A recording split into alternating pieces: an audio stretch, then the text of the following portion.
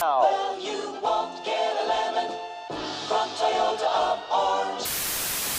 Wrestling buddies want to be your buddy. Drug-free's the way to be. What do you think you're doing? Well, Miss Musso, we were just doing a promo. Welcome to Home Wrestling League.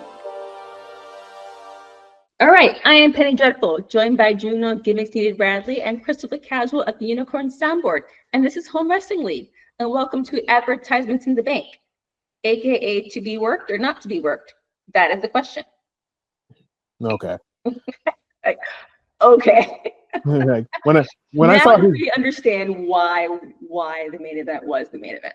when Okay. I saw his bald ass walk up on that thing and say it's like, yeah, you know, this was all part of the story. I'm like, if you need to get the fuck out of here. It's like you last second changed WrestleMania back to Las Vegas, and you're like, that was the plan the entire time.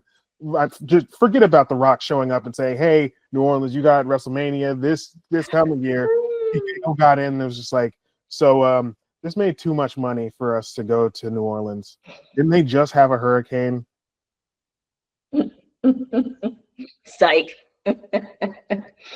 Welcome back, Tommy Mahoney, who was on the ground last night and can tell us exactly what transpired, because it seemed like it was I anticipated hating this show, but it seemed to have enough shenanigans and just crazy shit from beginning to end. Was that the energy? What was the energy at that show? Can you hear me okay? Yes. It was a very high energy crowd, a very intense audience. I was at the AAA show before, yes, down the street at the Kia Forum, and walked over.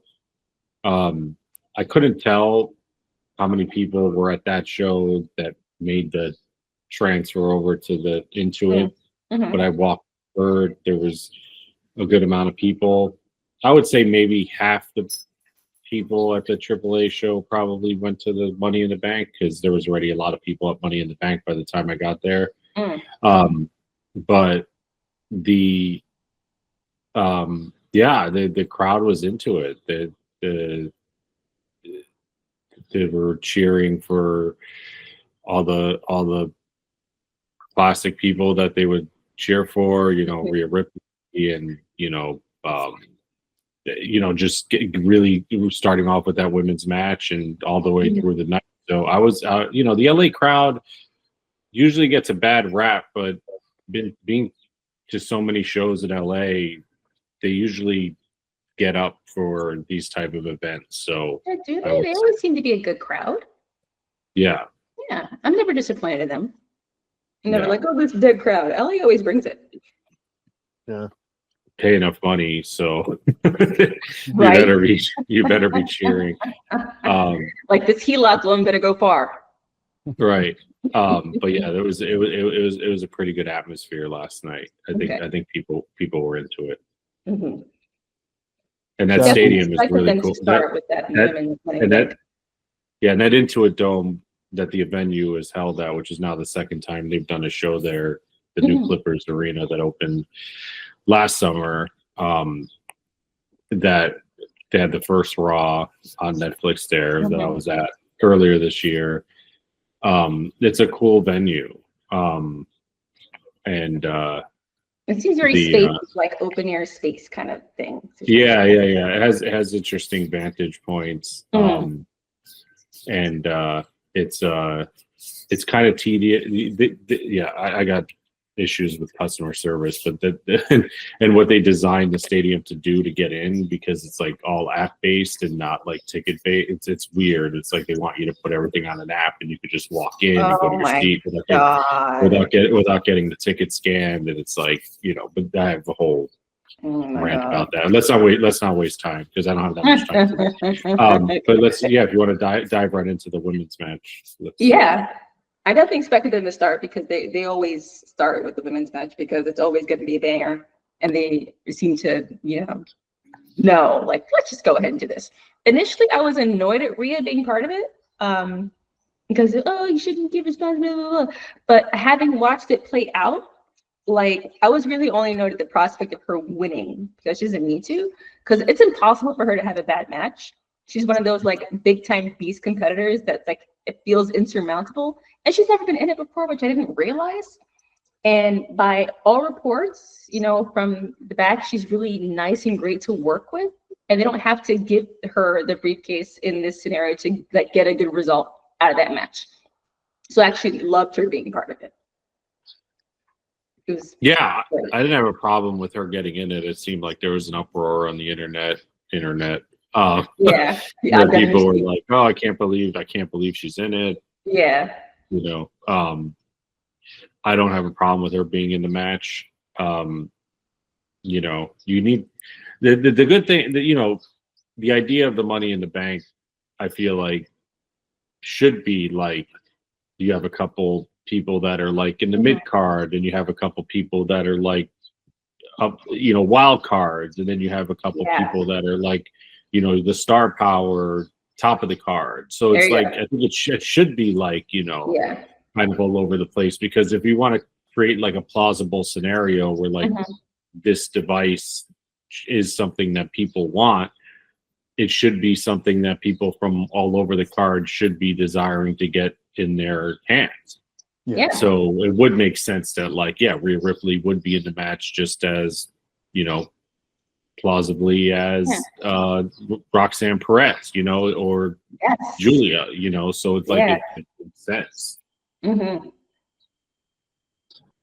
Yo, that match is going, and it's actually really hard hitting. Shout out to Stephanie for care for, Devil's kiss on the ladder. Earning her time and a half. Earning her time, indeed. Like she needs a union. She's like incredibly over. Like, I mean, going like I said, just to get back into the crowd aspect, like going to these shows for years. Like somebody who, I mean, I know she's like, she's been around for a while on the indies and AAA and, a lot of other promotions. But, for somebody to just show up within like the last like 12 months and like captivate the audience, it's been pretty remarkable, like how over she is, like with the WWE crowd and kids and I mean, it's insane how like wildly over she is. Thank you, Anthony Khan, for booking her at Forbidden Door, because that's why we see her where she is today, and y'all know it. Thank you, Tony. Thank you, Mercedes Monet. Thank you. Yeah, I guess she got really put over in that match, which is almost like a really bizarre match to watch now in hindsight.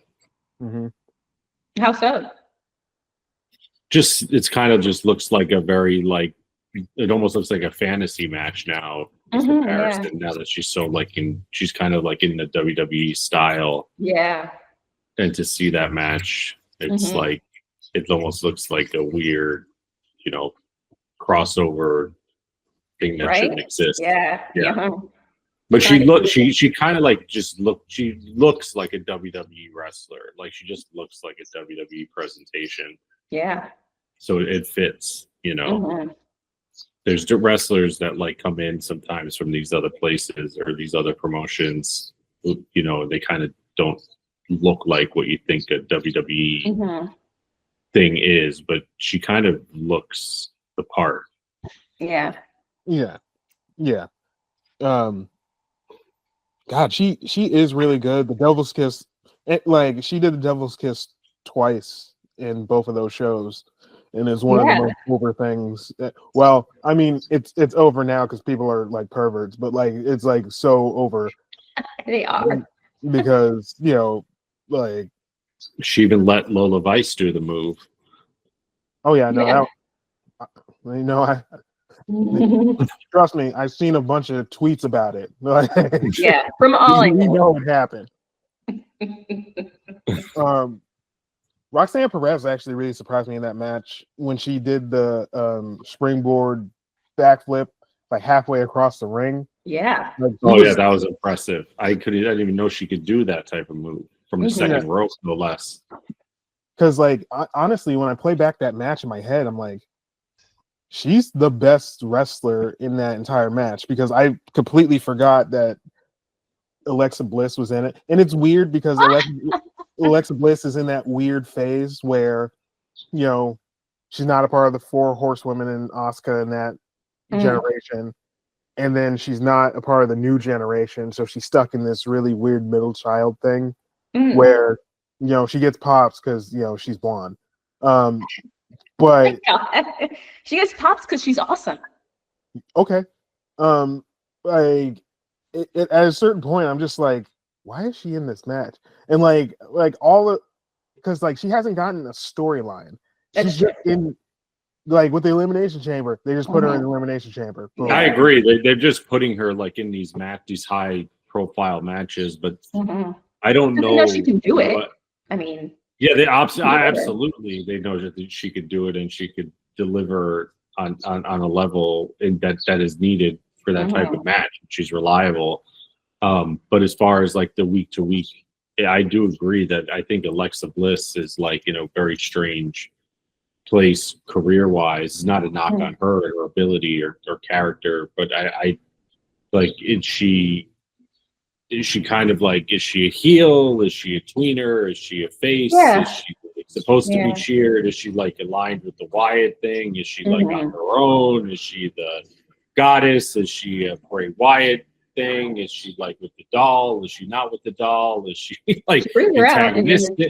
Yeah, right. Is she antagonistic? Is she, you know, is she, you know, it's like there's so many like cross sections, and I don't think they have figured out yet, like kind of what this, you know, we'll get to her, you know, we'll get to like Becky Lynch later, but it's like every time Becky Lynch kind of comes out after like a hiatus, like they're very like focused on what she is, you know. Yeah. And even Charlotte Flair to an extent, or you know, even like Bailey to an extent, like but like I just don't understand what Alexa Bliss represents right now. So it's confusing when she's in, not to say like she can't deliver from an ability level in a match like this, but I don't know like what I'm supposed to be vested in in her journey in this match. Like I know what Naomi's intentions are, you know, with this, you know, to try to get this briefcase. I know what Roxanne is the prodigy, so like she should be doing things that are like, you know, she, you know, things that aren't done before, like being, you know, the Iron Woman in the Rumble, or you know, whatever she's going to be doing. Rhea Ripley is obviously trying to get back to the title. Vicaris trying to make a name for herself. Julia in the same sense. I just don't. So I think Alexa Bliss, with the lack of kind of like direction, kind of got lost in this match a little bit. You know, and you know, I did have a strong feeling, you know, not to like say like I told you so, but I did have a strong feeling, and I told my girlfriend before the match that attended the show with me that Naomi was gonna win. Yeah, I don't know what that was. I mean, I could have been anybody, but I did feel that for some reason. So I don't know how they utilize it quite yet with her with the briefcase, because I kind of said it since WrestleMania. I've said it since WrestleMania. I'm like, oh, she's definitely winning Money in the Bank because storyline wise, it makes the most sense because she is a heel. And like I've said in the previous Money in the Bank episode we had, I've said the Money in the Bank is such a scummy thing. It is a scummy championship because it's dependent on you getting it, and then when the champ is at their lowest, when they're most likely to not be able to hold on to it. Yeah. So yeah, it's a heel thing. So Naomi was the biggest heel in that match. The biggest well-defined heel. Yeah. So it only works for her. And then I don't know if you saw that post show when Big E is just like, man, I'm so proud of you and all that. And she's trying to fight back tears. And then the audience is just like, yeah, Naomi. And she's like, fuck y'all. Shut up. That's when I was leaving. I was like behind that. I was in that crowd behind. I saw that. Like, yeah. That was good stuff. But the match is good. I mean, this match was a banger. I mean, this was like a very impressive. In recent memory, this has to be one of the best women's Money in the Bank matches, if not one of the top one or two. I'd have to say this is really good. Last couple of years, we've had a lot of good ones. Yeah, it might be recency bias, but I thought that this was like really good, and it really, all the wrestlers in the match had ability to bring it. Yeah. So in isolation, any you put any of these two wrestlers in a match against each other, you could get a four-star match easily. So that putting them in this blender with these ladders into this type of match, you were going to have a really good match. And Crystal just reminded me that Roxanne Perez got doxxed a couple days ago. And that's right. Yeah. Yeah. Well, I mean, it's wrestling fans, but well, I mean, they did an update, I guess, like what happened according to itrwrestling.com. She was doxxed, but then they found the person, I guess, or the account. They like suspended it, but they didn't say who it was. They withheld the account. That's good, but it was a good start. This is one of those pay-per-views where I'm like, I think they want to consider it one of the 5 pay-per-views, so they probably need to move this to 2 nights. Like SummerSlam. Oh well, I think in the next couple of years, all 4 of those shows. Yeah, sure. The 4 big shows are definitely going to be like 2 nights. Yeah, but this would make the most sense and just have the Money in the Bank at the end of each night.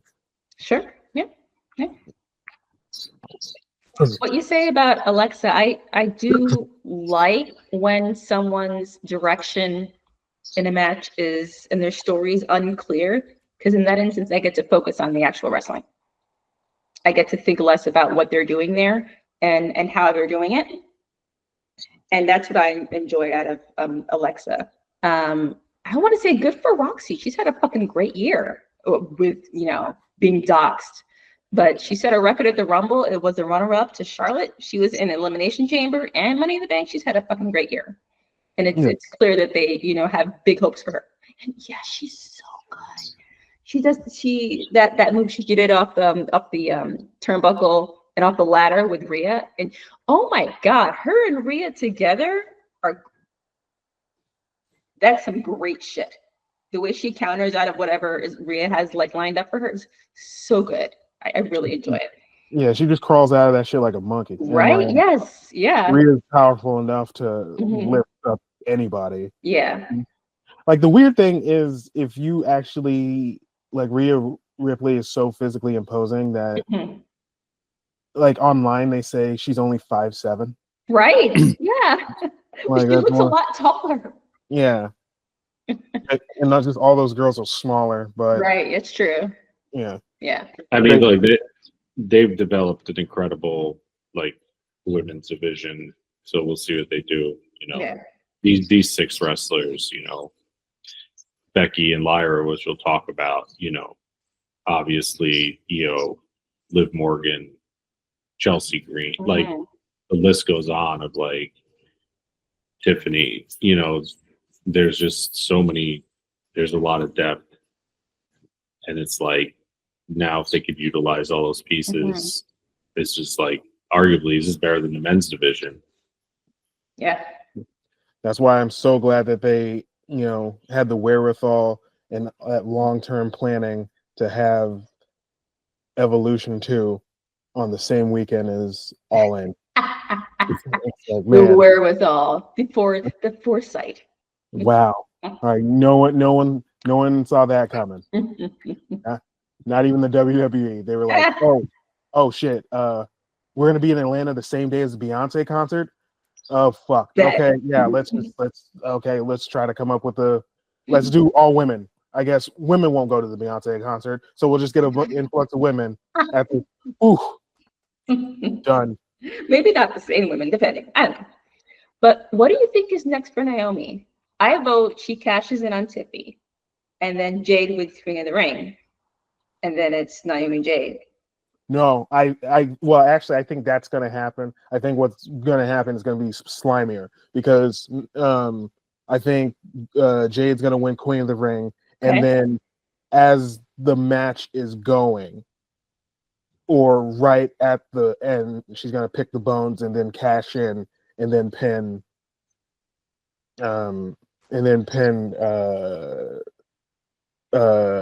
Jade. It's yeah, it's got to be real scummy because it would only fit with her character currently. Ooh, that's good. There are a lot of good places to take this. I mean, I've watched this for 30 years. I know the best when storylines are good and storylines are bad. Yeah, I think that to agree with Drew. Yeah, I think that she'll probably do like a run-in type cash-in in an advantageous situation to, somebody. Yeah. Don't know who yet. Yeah. Yeah. Could be Io, at some point. If they decide to shuffle people, they probably shouldn't. But that's the thing. They finally giving Naomi her things. And that's what really matters here. Good for her. Yes. I know, like, Vince McMahon wrote that really weird thing that made Michael Cole said that her and, at the time, Sasha Banks completely walked out on the company. And now she's come back, and now she'll be a potential future champion. I mean, honestly, the way that they've been, no, I don't think they're gonna not give the Money in the Bank winner this year, because it's 100% of the women that have cashed in have been successful. Yeah. So they can't do it this time. They can't do it this time. They might do it with whoever won later on that night, but they can't do it this time. What was the next match? The last minute ad. Your boy Dominic versus Octagon Jr. Man, when Dominic was there, I was watching it with Crystal's dad, and we were watching Worlds Collide at Crystal's house, and Crystal's dad's Rasa, and he was talking about the old lucha wrestlers and shit. And that's around the time that Mr. Iguana showed up. Yeah. And Tommy texted me. It just said this guy is over. And this is insanity. It's they got that shirt out that quickly. That man will be selling those Beanie Babies. This guy will be at WrestleMania next year. Exactly. Mr. Iguana will be at the Rumble. Mr. Iguana, you're going to see a lot of Mr. Iguana in the next year in WWE programming. This guy will be in that. This guy will be in.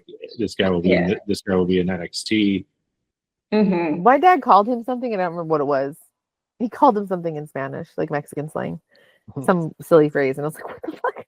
Was it an insult or a compliment? Probably an insult, knowing my dad. This will be a thing. It was so over. I text Drew from the AAA show that when they did the impromptu thing with Octagon Jr. that was going to get the match with Dom, that they should have called an audible, and they did the wrong guy. Oh no! They should have just went with Mr. Iguana there on the spot. Man, maybe they'll save that for later. I was just no, they did the right guy, because they would completely drown Dom out. He would not be over at all. Everybody would just, because we all knew it was a impromptu match, and we're oh, okay, he's actually Octagon is amazing wrestler. Okay, that's dope. But Mr. Iguana was there. Woof. It was people. There's no way Dom would have gotten a chair. Not at all. And you have to keep it with him. You have to stick to it. And the match is good. Dom is one of the best. It's weird seeing somebody on the precipice of becoming one of the best wrestlers in the world, because you're just every time out you're oh, okay, it's a safe pair of hands. And then now now that my son's about to take over, you're oh man, just 15 or 20 more pounds, and then take off the top and work a champion. Man, when he gains some weight and gets some muscle, he's about to be a champion. World champion. Yeah, this match was entertaining. I just thought it was short. I thought that if Mr. Iguana should have just got involved in the match, even if it wasn't like it wasn't in the match, but he was sitting ringside, and maybe they should have done a bit. Yeah. They should have capitalized on that in some way. I thought it would have been just a capper on what happened earlier. This is short. I don't know what this was like in a response to like people. There was a lot of criticism that this show was 4 matches, and I don't know. People were they were like, "Oh, let's figure out a way to get an extra match on this card." I don't know how pre-planned this was. If this was like the day of, they were just like, "Hey, we'll have an idea to get another match on this. Let's get Dom in here." I think maybe they didn't have much time to really like work out a match. Far be it from me to be a wrestling expert to understand how matches are built or or cards are built, but I don't see this as like something that was like planned 2 weeks ago or 3 weeks ago. Like, hey, we're going to do an impromptu match and have this on the card by secret, and we really would have a 5-match card all along. This probably looks like it was decided on very, very short term, and maybe even designed and booked short term. Hence, the match felt a little rushed, though. The talent involved, given what they had to work with, did a pretty good job. And it was an entertaining 3-star match, but it was entertaining. So, served the purpose. Got Dom on the card, and didn't make the Lucha guy Octagon look like a chump, and everybody won in the end. I thought it was pretty clearly to bring people watching Worlds Collide over to watch Money in the Bank. But again, I don't know if that's something they decided to do today or 2 weeks ago. I think it had to have been the day of this season, because it just happened so like that and abruptly.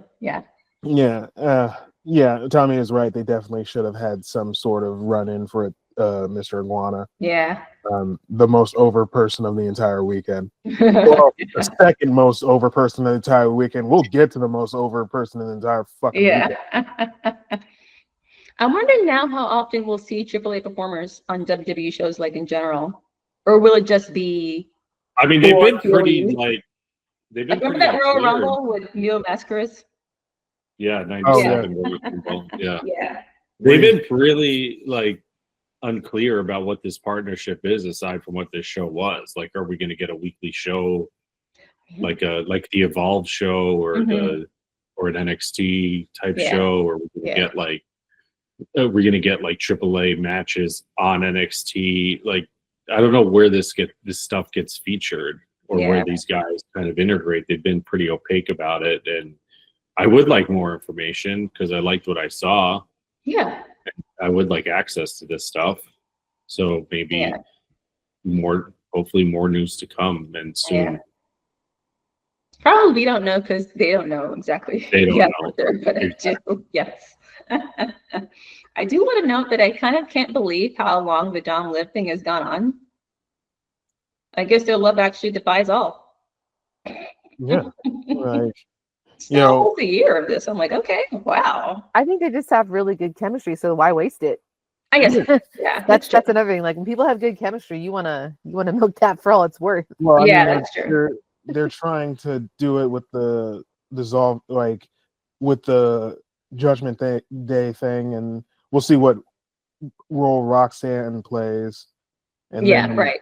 Because like he's supposed to be Jody from Baby Boy. He's a scumbag. Like, that's what his character is. So like, who does he move on to that's completely out of his league next?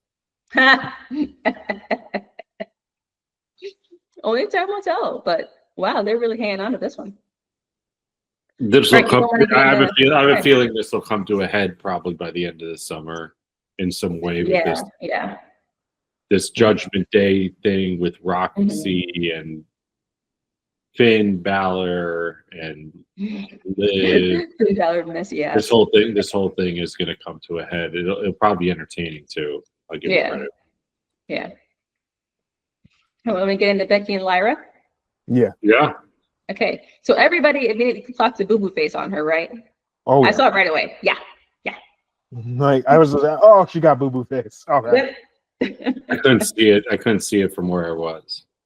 It's like you can see it on Peacock. Like, Oh yeah. Yeah, It was I'm just saying like- she has that look on her face where she's like, I'm doing what I have to do, Yeah. but I don't like it. Yeah.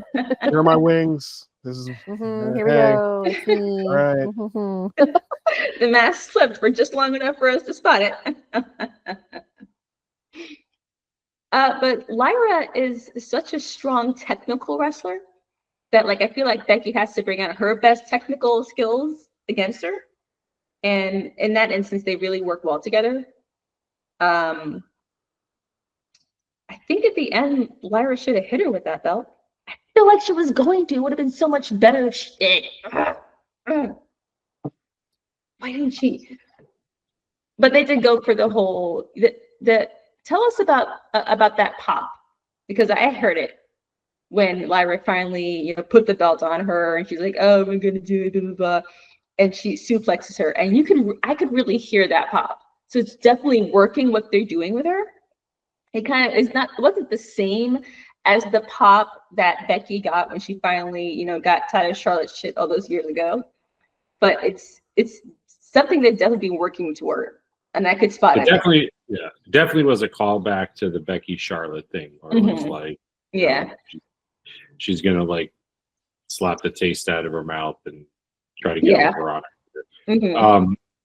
It definitely the crowd got into it. This is probably the best. Obviously, there wasn't much pure wrestling on this card, but this is definitely the best pure wrestling match on the card. That's true.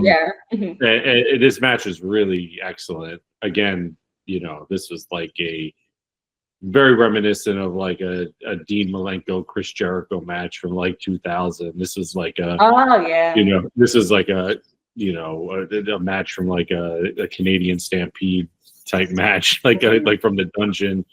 It was like a lot of holds, a lot of suplexes, a lot of turnbuckles usage. They work stiff. They're not afraid to hit. They're not afraid to like whip each other into the ropes.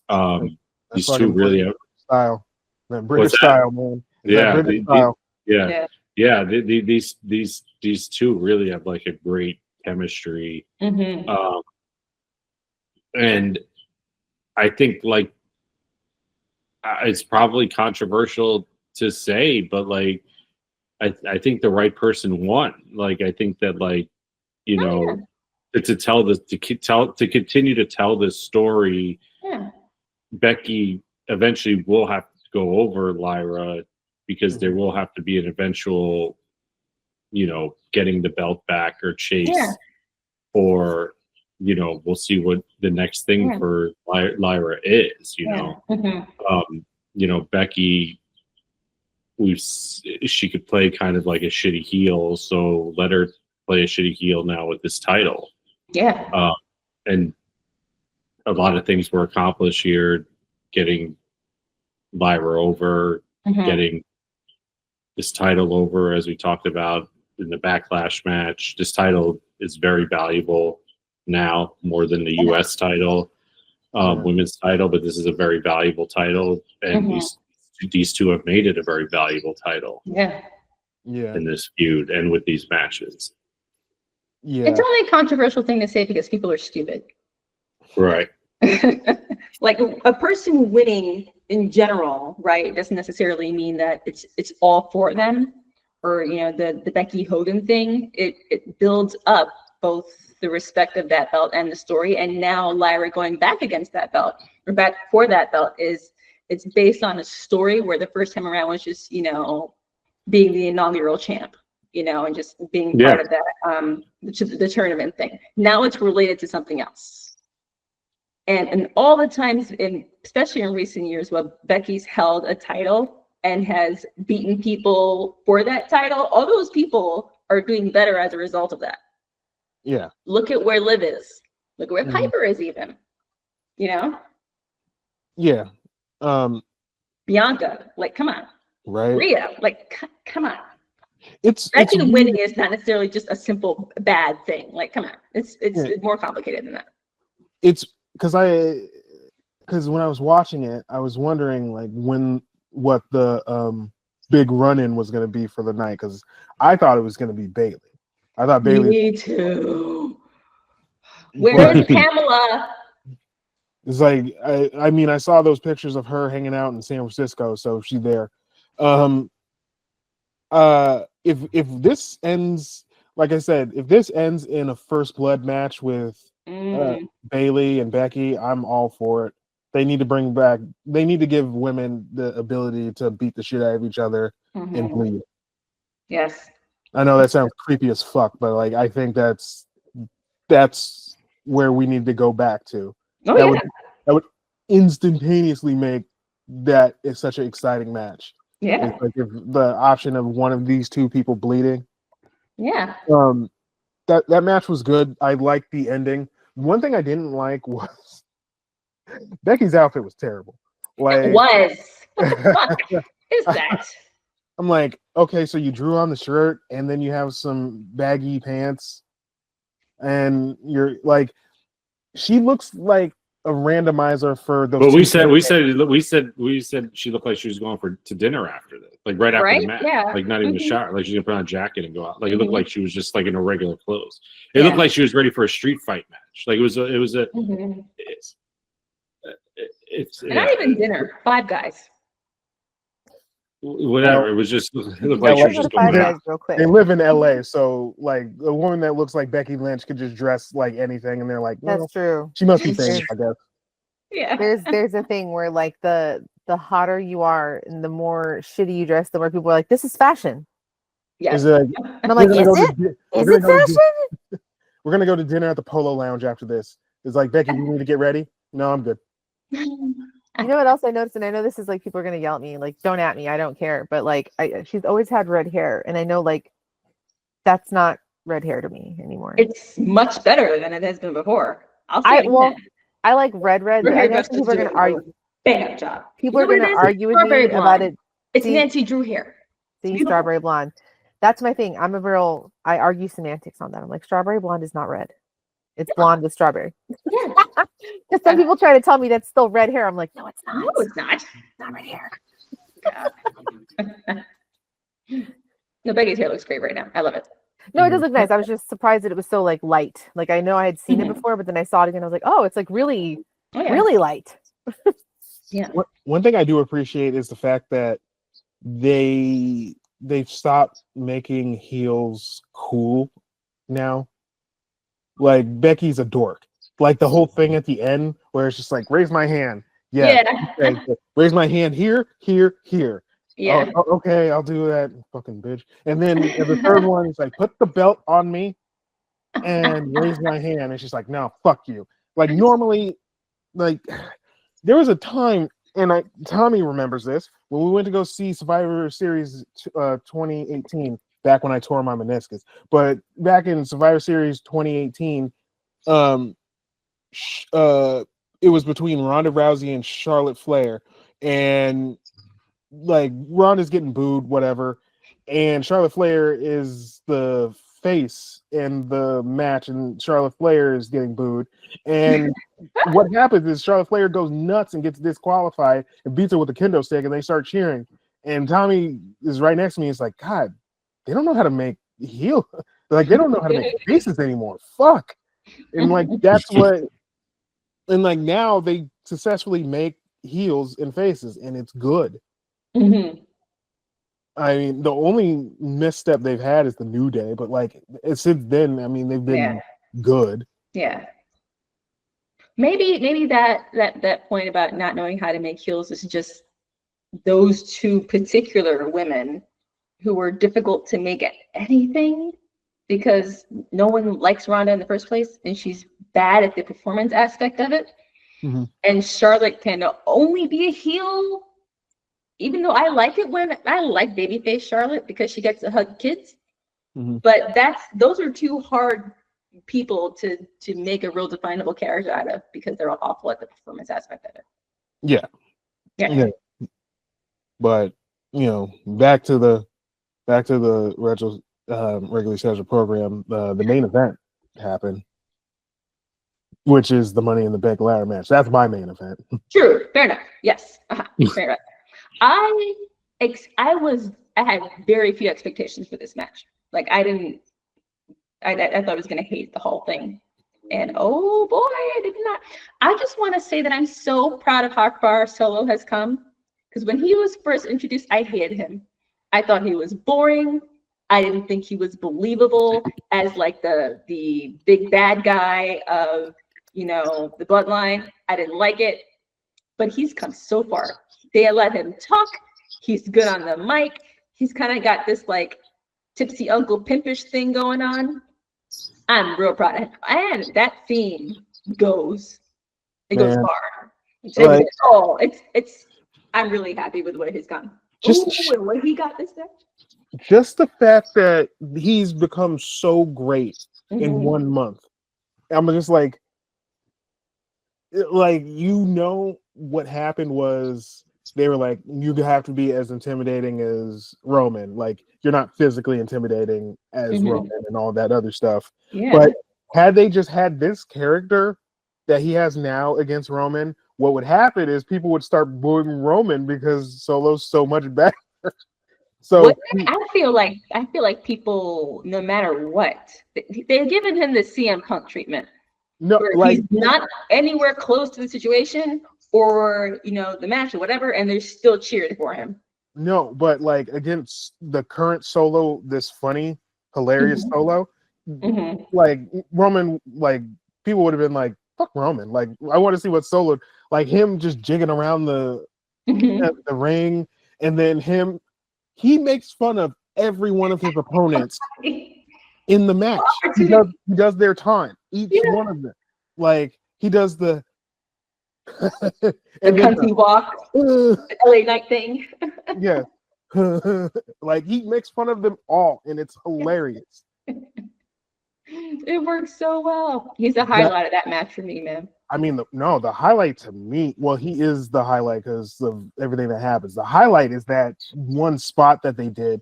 Well, I never thought they would have done anything that cool, where the ladder's outside and Gable gets on the ladder tips over into the ring, then he gets on the ladder, and then he tips it over. And I'm like, he should win solely because of that. Right?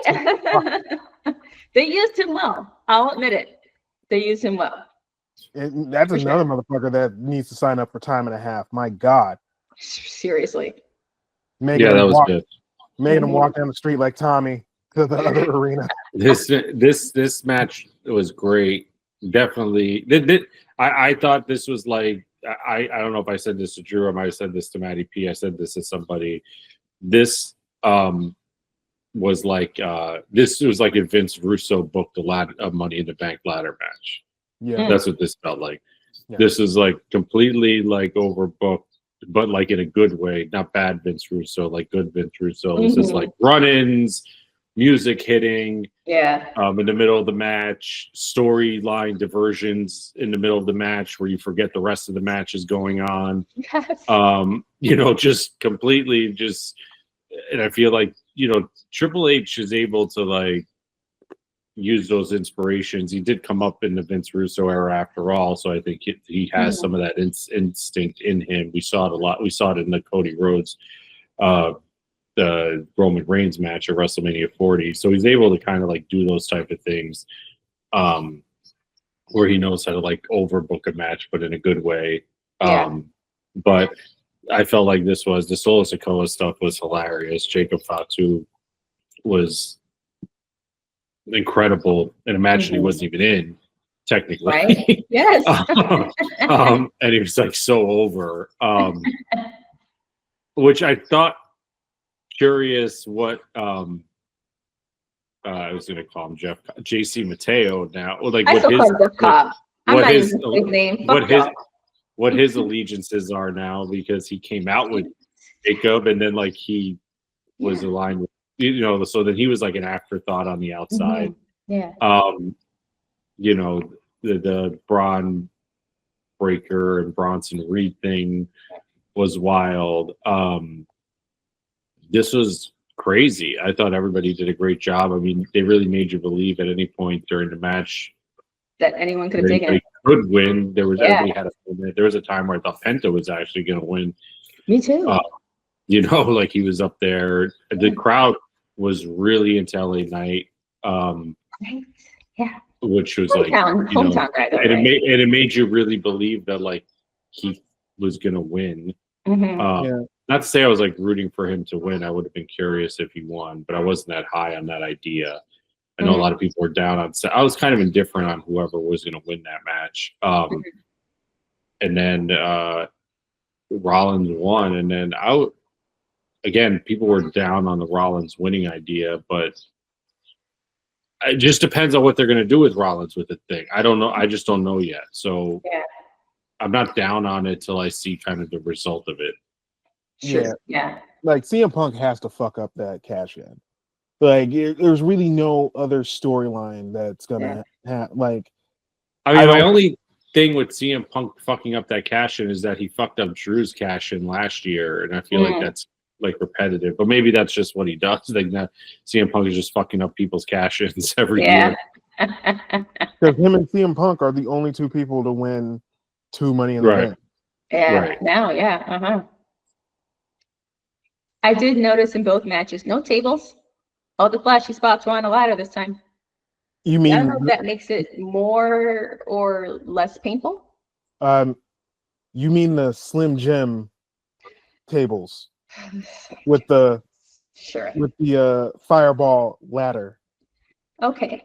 So in my rewatch, I took the liberty of, doing some timing and research.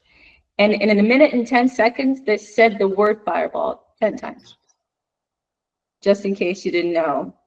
What's fireball again? What was on the ladder? In case you didn't know. Who paid to put that ladder there? Just in case.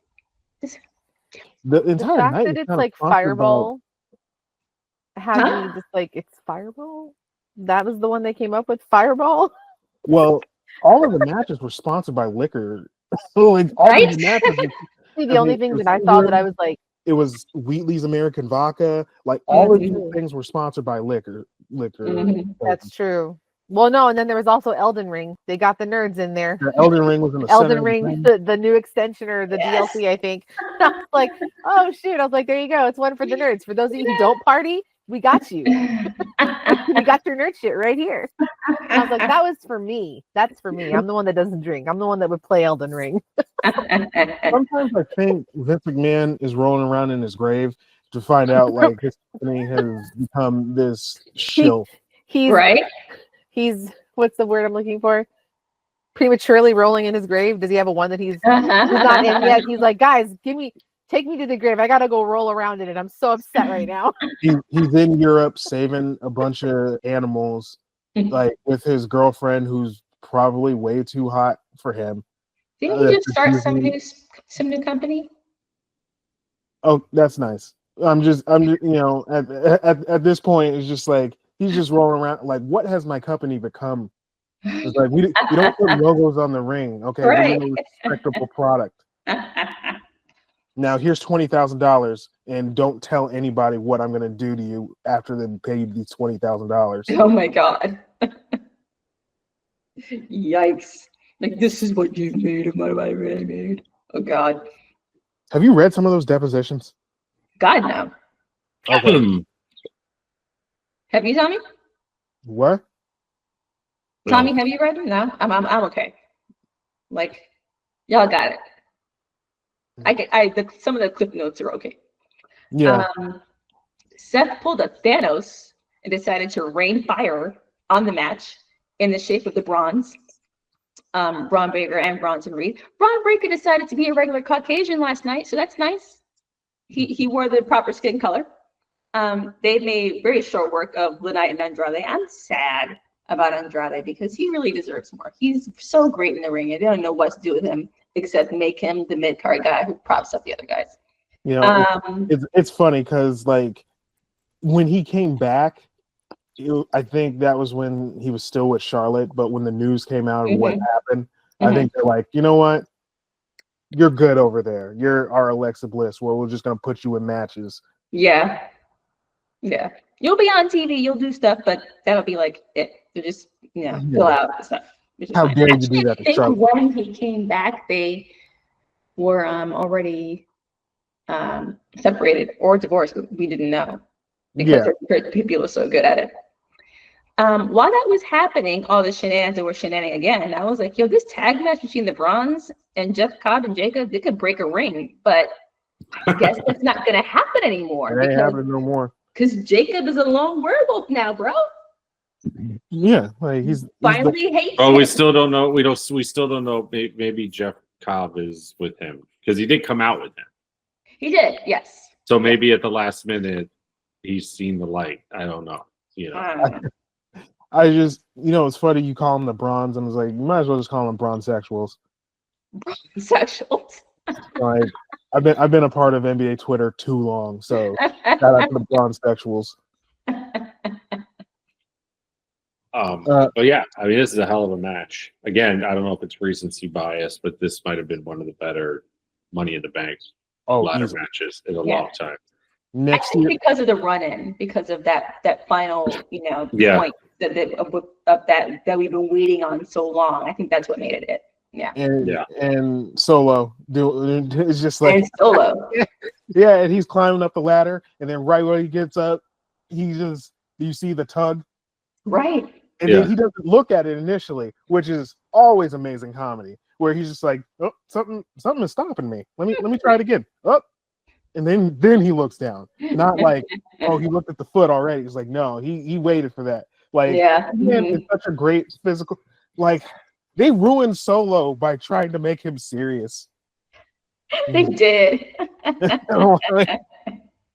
Like, I mean, so and good. I guess that this is the end of the blood. I mean, this would be the end of the bloodline pretty much. Yeah, Roman's got the necklace, and I mean, unless I don't know if Tangaloa and Tama Tonga are going to come back anytime soon. Oh yeah, that's right. Yeah, I forgot about the numerous. Everybody did too. Yeah. Everybody forgets about those guys. But I'd be curious to see how it shakes out. But this was cool. This was And then really Tommy, good. you texted me that you're like Braun Breaker's hurt. Yeah, And he that's was what limping really bad. Oh. I didn't see anything online about it, so I guess he's fine. But when the match was over, he was really like hobbling on his foot. Like he didn't even want to put his foot down. He was like almost bouncing on one foot when the match is over. Maybe he rolled his ankle or something. But I thought it was really bad when he was walking out. They kind of stayed away from it on camera, so I don't know what was going on there. But I haven't seen much on it today, so we'll see. Yeah. Maybe he just rolled it. He was spearing everybody, so who the fuck knows what was going on? Yeah. So that means Roman's coming back for SummerSlam if he didn't show up tonight. Yeah, exactly. Yes. So Seth. Yeah, there seemed to be a lot of people were chanting CM Punk. A lot of people were chanting Roman Reigns. Even a lot of people are chanting Sami Zayn. I think a lot of people wanted to see one of those guys get involved in this match and stop Rollins from getting the briefcase, but they didn't show up. Yeah.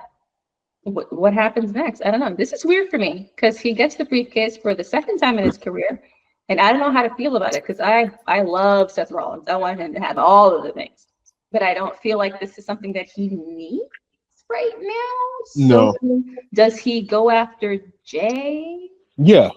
Yeah. Yeah. He's not going after Cena. Fucking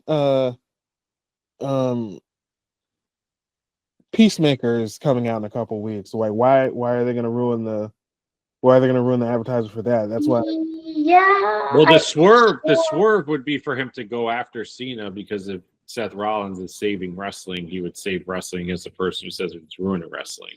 Right. That would make him a face though. So like that's the it's all I would still want but him maybe to go after that because of Cody. But maybe it could turn Cena face and keep Rollins heel. You see, it's all kind of confusing. I don't know what they're gonna do with it because I feel like what he's building, with the bronze and everything, it doesn't necessarily need a title. Yeah. So, why? I want I'd him be to have curious. all the things, but not that thing right now. Yeah, I mean, like I said in a WrestleMania show, Jey Uso's having the belt for as long as the Money in the Bank winner will allow him to. Right. Yeah. So, And here we are. yeah, so now we got the Money in the Bank. So now we're just waiting to see what happens. Mm-hmm. I'm curious to see what Chicago Phil has in store for this, because like he's not gonna let this shit lie. I mean, Roman, obviously he's not gonna let it lie because he got laid out like the night after WrestleMania to go take his vacation. So I'm just really interested to see where this goes. And like we were saying, it's one of the best Money in the Bank matches ever. And it's solely because of how ridiculous everything became. Yes. The fact that Solo Sikoa he's on my Drew Mixon list of favorite wrestlers currently. Mm-hmm. Like, I could have never hoped to see the day. never thought. It's like that meme. He's like, never thought this would happen, huh? Look at us. Your third person list. Me, Drew Mixon, and my Drew Mixon's list. Exactly. The Drew Mixon list. Okay. And he will move on to the main event is only the main event because of this run-in that happens. The biggest evening. Yeah, and it's funny because I thought The Rock was going to show up because The Rock's mom is behind commentary. And I'm like, oh. What's she? Yeah. She was there for a shot. I'm like, oh, Rock's coming out. Like, why would she be there? But she was there for the vibes. Just about. She just said like she texted somebody and said, "Can I get a couple free tickets?" Oh no, she didn't have to text anybody. The Rock owns that company now. Like, it's like just tickets are comped everywhere. Yeah. Especially she was behind the commentary table. Yeah, there's a shot. Yeah. Yeah. So this was I love the matching gear on Jay and Cody, whom we should recall are former tag champs together. This is a rather paint by the numbers kind of wrestling match between, the big time baby faces and the big time heels. Classic separating the one baby face and working them. Classic case of the heels' egos running away from them. Some friendly fire. Those GoPro shots were fun. It was okay. They had the match essentially won anyway, I think, by the time the work that wasn't a work happens. But what are y'all's opinion on the, look, here's what I'm saying. They have obviously switched tacks creatively before because of, fan complaints or involvement, I guess. But never this quickly. It's only been a week. This is the closest I've seen was Matt Hardy got fired and then came back. Yeah. Oh, how much time elapsed there? That was like 3 or 4 months. That was like in 2004. And then it was like, then the Daniel Bryan thing. Yeah. When he got fired for choking somebody with a belt, and then I don't know what this was. All I know is the crowd lost their shit. I thought the roof was going to come off the place. Oh. Which is really exciting. Yeah. Because that crowd was like chanting "We Want Truth" at various stages of the night all night. Really? Yeah.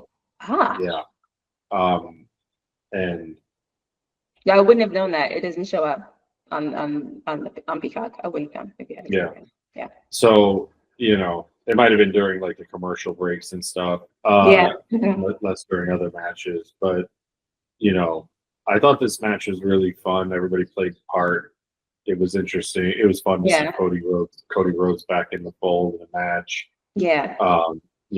Jey Uso got his ass kicked this match. I mean, he was really like really the guy who was like taking the beating, trying to get the tag.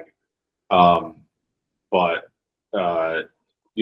they definitely put on a good, entertaining, albeit kind of like a house show tag team match, but like not not like anything too extravagant, but nothing also too Boring. It wasn't boring at all. It was entertaining. Right.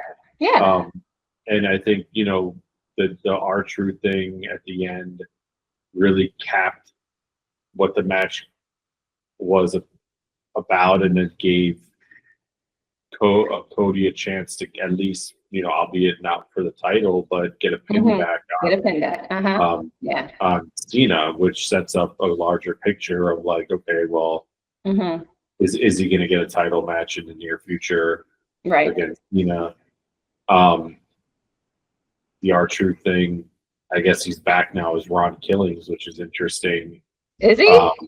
Yeah, I mean, they announced that they put a shirt yesterday. They put a new shirt on their website, and they said, R-Truth is dead, Ron Killings. Yeah, here's a new Ron Killings shirt. And it's like, never in my wildest imagination would I have thought that R-Truth or Ron Killings would be a major linchpin in this storyline in 2025. Right? I mean, I've never had any issues with R-Truth throughout his career. I just always thought he was a guy who was there and, was kind of like mid-cardy stuff, Yeah, part of the show. Filler. And for lack of a better word, and no shade. Kind of a house show wrestler, like he's, probably opened many house shows with his, theme song. What's up?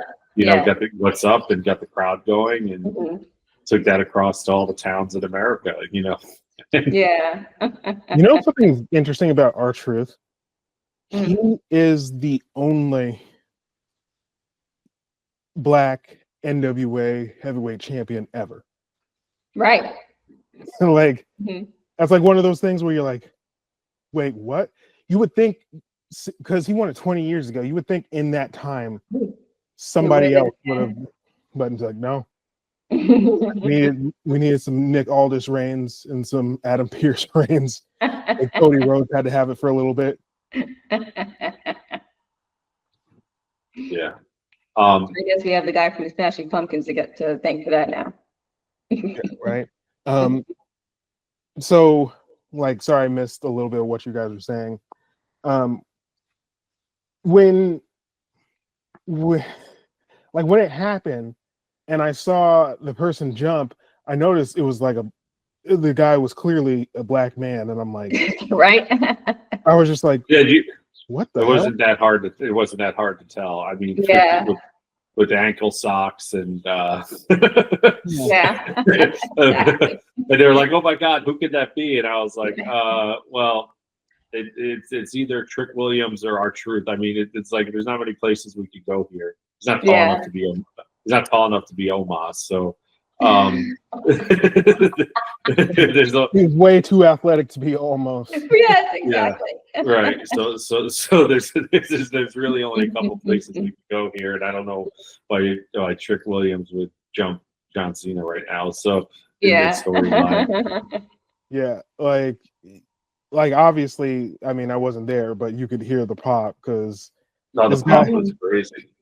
Just the fact that he gets fired on a Sunday, and then within 6 days he has it's like the federal government, like how Elon Musk was firing all those people, and it's just like, oh God, what? This is gonna save us billions.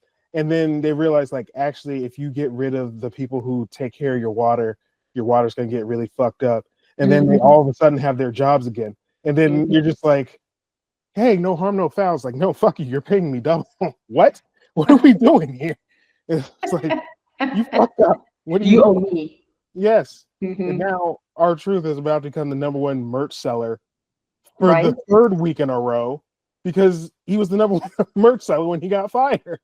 Yeah, and he had that, and right before he got fired, he had that John Cena shirt that everybody was buying. Or just, wasn't being renewed, or however you want to spin that bitch, It's just like TKO just uses algorithms and shit. It's just like, oh yeah, no, this person, for the money they're getting, this doesn't make any sense. Yeah. And I thought R-Truth would have been made more sense for him to be like, all right, cool, I'm going to be off of television for the next week. So I'm just gonna go to every indie promotion and just look around and be like, where the hell am I? And then just like get like $5,000 for like each indie promotion that you could, and just walk around the ring and just be like, where the fuck am I? And so like when you come back to WWE, people will be like, aha, that was a great joke. Yeah. But yeah, What's a lot he could have done with it, really? It's weird how like all of these guys in the match, like we knew something was happening, but we didn't expect this. Right. Like there was no way that match was gonna end up clean. Like that match that they've clearly rehearsed for the past 3 weeks. It's like it's hilarious because like Logan Paul needs rehearsal. Like like Ronda Rousey did not get rehearsal time, and that's part of the thing with her. She had to work to be good at it. But Logan Paul gets the rehearsal time, so John Cena is just like, well, you know, I'm gonna learn a match for the next 3 weeks and read some scripts. Cody is just like, man, I really want to be a workhorse, and Jey Uso is just like, yeah, once I get down to the ring, I'm completely blown up because of my entrance takes so much physically time and out of me. Yeah, so let me just get beat up for the next 25 minutes, then Cody, you come in, and then you know Truth comes in, and then we're like, hey, you ended on something good, right? Yeah, on a positive note. Yeah, exactly. Shout out to your $200 nosebleeds. So what happens next for the work that wasn't a work? That's definitely not a work. It's just the fact that you're trying to convince us that this was all a part of the plan. Knock it off. Knock it off. It's like, oh god. But there are fair points being made on either side of whether or not it was a work. Like people are saying, like, would they lie to their entire roster and do that? And be like, yeah, don't give a fuck. They'll do what the fuck they want. It's like being a pro wrestling promoter is one of the shadiest things you can do ever. So now that it's a part of a company, is people are just like, oh no, we expect the best from you. It's like, okay, yeah, sure. How much money does Paul Heyman owe to those ECW wrestlers? All right, he's still paying them back. Like, yeah, just checks in the mail, I'm sure. Exactly. I don't know where they go with it. I mean, honestly, I'm as dumbfounded. Not saying a bad way. I just don't know. Yeah. I don't know what else is left to tell of the R-Truth John Cena story. Yeah. And they must have to, because you have to follow up this with something. But like, it seems like they've really now just jumping right back into the Cody Rhodes John Cena rematch angle. Yeah.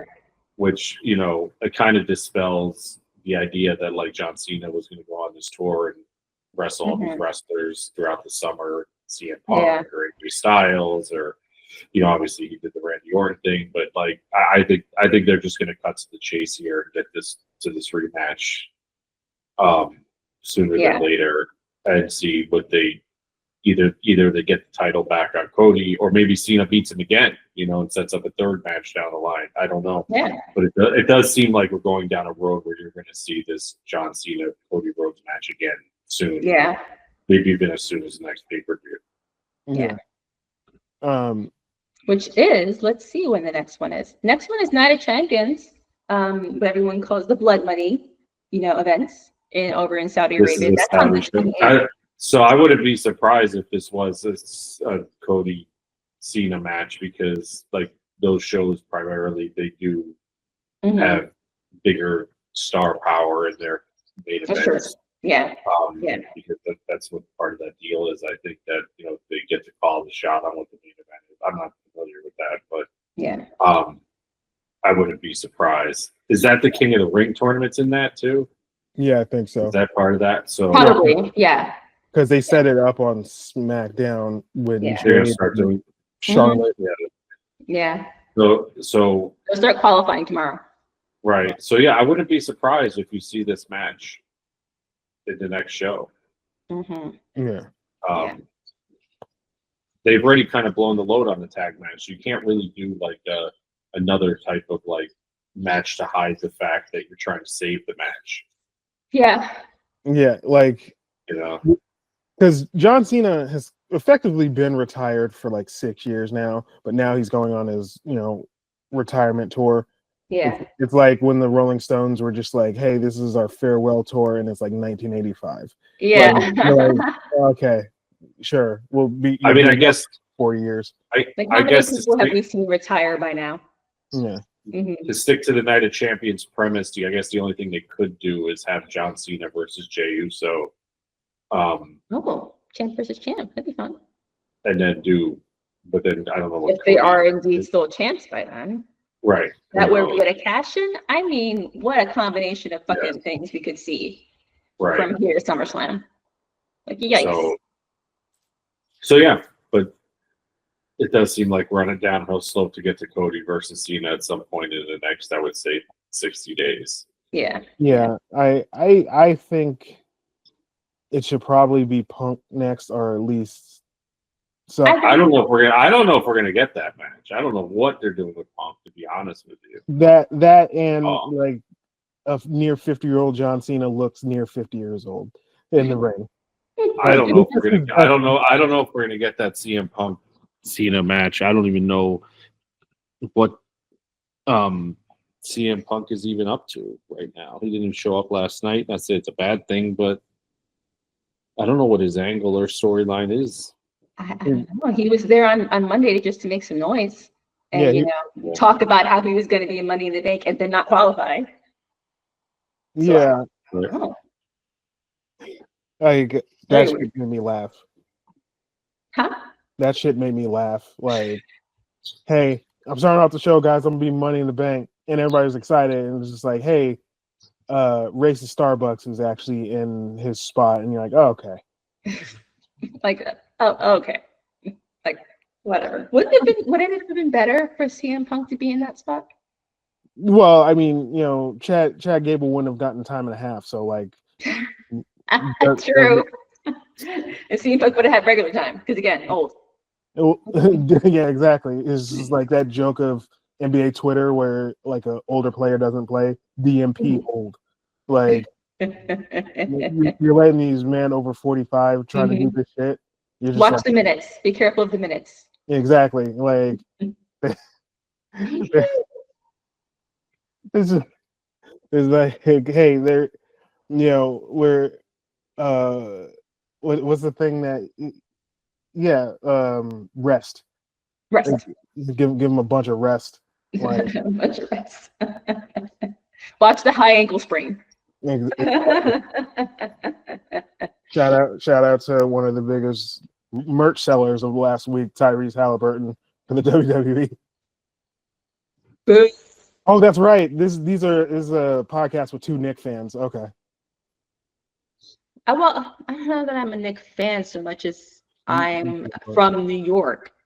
So I You're a fucking Knicks deep fan. down, I have to root the New York teams by default. You understand? No, I understand completely. I've told many a person, if you are, especially if you are Mexican and from Los Angeles, you're a Dodgers fan.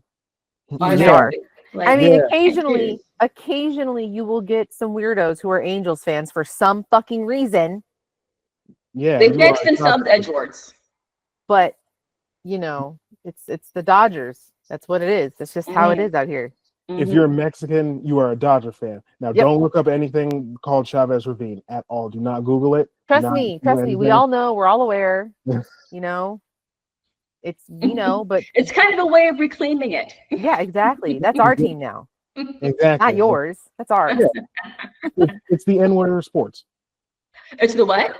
It's the N-word of sports. Oh my god. Oh my god. You guys want to touch on anything else before we go? We thought we were going to talk about the releases. Like, I thought we were going to talk about the releases, but I'm like, because they turned out not to be real, sort of. I guess. I mean, one of the three ended up not being real, but like, like, you really think they're going to call back Carlito or Sarah Logan? Come on. No, because as much as look, I would like Carlito back because again, Puerto Rican, I got to rep my set. Yeah. But no one is cheering for him to come back, and No that's one's okay. for him and Sarah Logan. I mean, I love that white supremacist. I love that girl, but like they're not marketable. Like Oh, they our blocked that months ago. Like they dropped the Holla Viking thing, and the minute that was gone, I was like, oh, she ain't coming back. Because where's there for her to come back to? They'd have to like build Carlito. something for her. It's like Carlito had that. I like maybe there's a way for Carlito to come back in this AAA thing, but I like Carlito, and I like Carlito as part of the judges. It's like he took AAA is Mexicans. I understand, but it seems like they're opening the door for a lot of the Latino diaspora. What they're trying to do. That's very interesting. Like Lindsay Dorado was fired by WWE years ago, and he was in a fucking AAA event. Like he was the biggest heel of the weekend because he beat up the stuffed iguana. Right. Yes. Yeah, you can't beat up the iguana, the baby iguana. You can't do that. Like, that man got booed. No, but I think you guys are right that they're trying to get the Latinos and Hispanics right now because, I mean, it's a smart move. A lot of people don't realize that, like, of people who watch media and consume media, Latinos make up a fucking huge number. Sure. And yet we are not catered to really at all. Nope. So it's smart to start doing that because, like I said, there's a huge number of people. Like I think I forget where they made up almost a quarter of all like moviegoers, Latinos.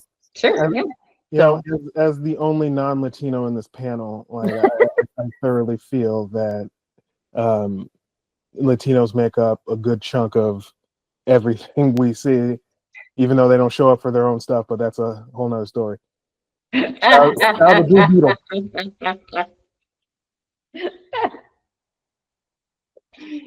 Oh man, I don't know exactly how to end this one because I don't have a huge, not work to point out. But there'll be lots of fun confusion in the following, weeks and months to come with WWE, and hopefully less racism, but probably an equal amount of racism, because we'll probably keep seeing Starbucks for a while. I feel like that's not going away. Yeah, but the